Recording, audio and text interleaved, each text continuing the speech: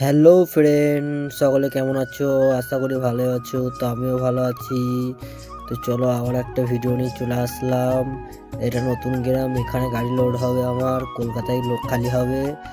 তো বন্ধুরা, আমার গাড়ি এখন ধাবায় সাইড করে লাগিয়ে দিলাম, এখন খাবার খাবো। তো চলো খাবার খাওয়ার পর দেখা হচ্ছে।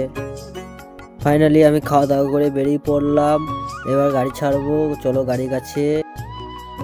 তো বন্ধুরা, রাস্তায় দেখো কিরকম ধারা কুয়াশা, কুয়াশায় ভিডিও করা হচ্ছে না।